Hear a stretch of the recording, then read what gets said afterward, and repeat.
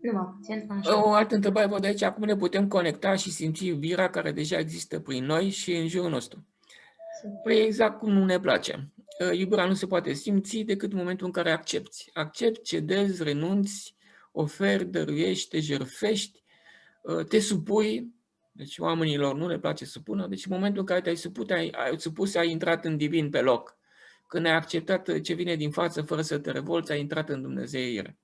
Și noi nu facem. Nu e nevoie de un efort deosebit ca să te unești cu divinul. Trebuie doar să lași viața în pace, să nu te revolți, să înțelegi lecția care îți vine din față prin oameni, să oferi întotdeauna victoria celuilalt, să te lași pe tine întotdeauna, să ierți tot timpul, să nu cauți niciodată ale tale, mereu să oferi tot ce este mai bun celuilalt, pentru că celălalt este de fapt sufletul tău. Și când faci totul pentru el, faci totul pentru tine. Cam asta Și fi. cum ne dăm seama că suntem plini de noi? Următoarea întrebare. Adică de ego, da? Păi când ne revoltăm, când ne apărăm, când luptăm și când luptăm pentru binele nostru, pentru dreptatea noastră, pentru adevărul nostru, atunci noi avem ego. Când căutăm mai mult interesul personal, noi când întărim interesul personal, generăm un adversar, îi dăm putere și îi dăm și victoria. Deci întotdeauna vei pierde. Când faci totul pentru tine, va trebui să pierzi ceva. Asta e prețul. Trebuie să faci invers totul pentru celălalt, pentru că tu ești o ființă comună, nu ești un eu izolat. Și când faci totul pentru ceilalți, atunci totul va fi un succes, un bine. Și vă dau un exemplu. Am un prieten care a fost odată pe jepi mari și fiind o zi ploioasă, alunecat pe pantă, era iarbă umedă și se deplasa spre prăpastie. A început căderea pe verticală și a dat seama că nu mai poate să trăiască.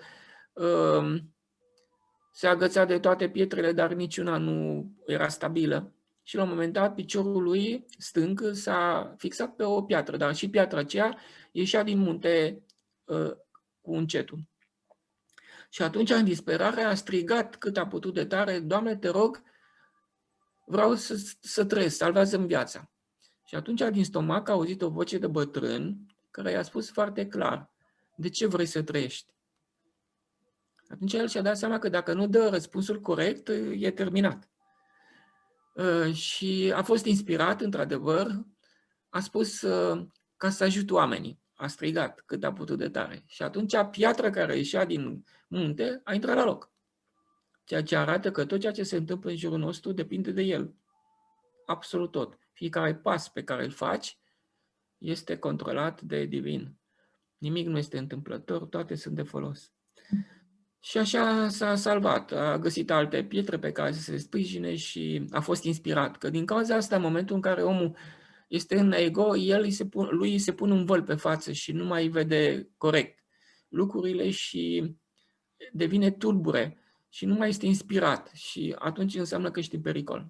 Deci a căutat interesul propriu pe primul plan este lucrul cel mai periculos în viață. Dumnezeu are niște posibilități ca să ne aducă înapoi, face asta prin oameni, prima dată, care ne necăjesc, prin neplăceri, prin dureri, prin suferințe, prin necazuri, accidente, boli și moarte. Bolile, cu cât sunt mai lungi, cu atât rolul lor este de a curăța sufletul. Deci cu cât orgoliul nostru este mai mare, cu atât boala este mai gravă. Și face lucrul acesta în mod perfect. Tot ce vine din față este bun, este drept, este de la divin, nu te poți revolta pe nimic. Omul nu poate să fie decât supus. Super. Cineva ne întreabă să dezvolți mai mult sentimentul de vinovăție, să dezvolți mai în profunzime. Eu simt că mă blochează să dăruiesc iubirea față celor față de care mă simt vinovată. Când îmi dau seama, mă judec din nou că sunt egoistă și este un cerc din care parcă nu mai ies. Și nu fac alegeri prin care să schimb această ciclicitate. Mintea mea este un ființ supraviețuitor. Sacrificiul pe care îl fac pentru a fi pe placul celorlalți mă destabilizează când sacrificiul este benefic pentru sufletul nostru. Când nu așteptăm un răspuns. Mhm. Adică sacrificiul trebuie să fie făcut indiferent cum este celălalt, până la capăt, orice ar fi, și fără să aștepți nimic în schimb. De-abia atunci vine un moment, nu știi când viața ți se schimbă. Da, deci Dumnezeu vrea să vadă la noi hotărâre și fermitate și că nu abdicăm. Dar dacă noi suntem căldicei, acum suntem într-un fel, după aceea luptăm și ne apărăm, atunci ne amplifică suferințele și neplăcerile. Mereu spuneam un lucru, de ce nu ne dăm seama? Când realizăm un atac, spre exemplu acasă, ne certăm acasă,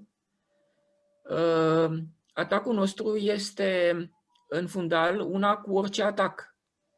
Asta înseamnă că din față va trebui să fim scăzuți în orice mod posibil. Asta înseamnă că poate să fie un accident, putem să fim dați afară de la servici, poate să fie o pierdere, poate să fie o boală. Deci un simplu atac pe care l-am realizat noi asupra omului din fața noastră, neștiind că el este divinul, ne-am lovit pe noi înșine. E ca și cum prietenul meu, același prieten cu jepii mari, s-a supărat pe niște muncitori care i-au greșit ceva la fațada casei, s-a dus afară să spargă o bucată de beton cu un baros și în loc să dea în beton, așa a dat în genunchi și a stat 3 luni de zile cu picioarele pe sus. Deci atacul nostru va trebui să vină înapoi sub orice formă posibilă. Deci un atac asupra noastră. Pentru că noi avem un suflet comun, când lovim în celălalt, noi de fapt lovim în noi. Este o prostie.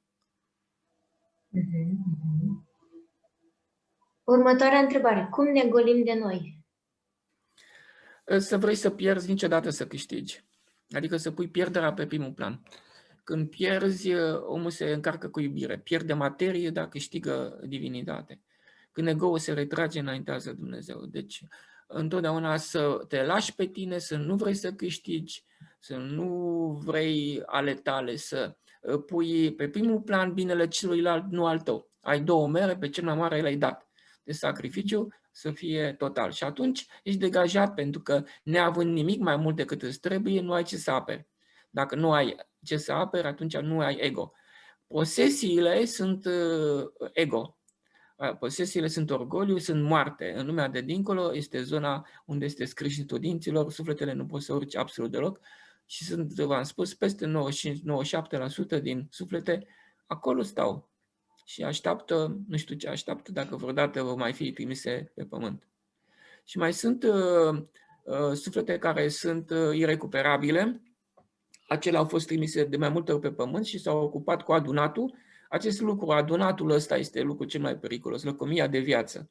Lăcomia de mai mult bine pentru sine ucide sufletul foarte eficient și ei ajung dincolo de zona tampon.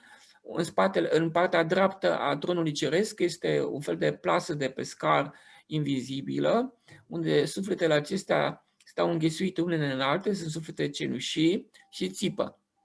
Și am fost acolo, le-am văzut, țipă pentru că au fost pe pământ, puteau să dăruiască și n-au dăruit și le bate propria lor conștiință.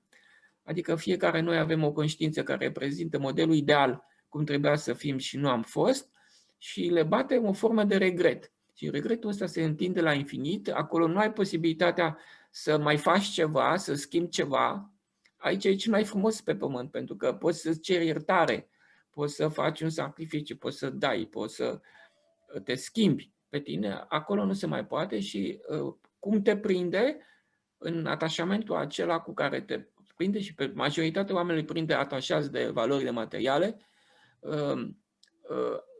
în zona aceea nu mai au posibilitatea să scape de legăturile respective și apare o durere în suflet care se întinde la infinit și durerea aceea iadul. Deci oamenii care merg spre mai mult bine pentru sine, ei aleg iadul. Și nu știu lucrul acesta.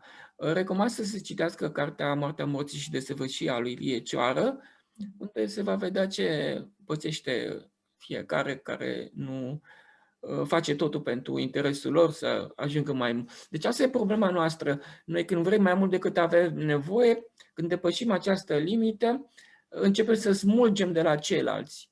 Și când luăm de la ceilalți, îi păgubim. Dar ceilalți fiind sufletul nostru, nouă ne facem rău. Și apare suferința.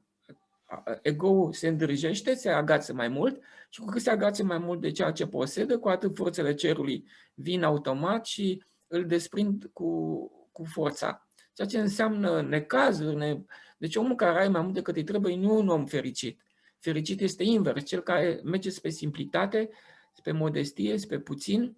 Acolo e cea mai mare fericire posibilă, pentru că gol de tine însuți înseamnă prezența lui Dumnezeu. Și când El este cu tine, este cel mai bine, nu ai niciun fel de problemă. Cam asta fi.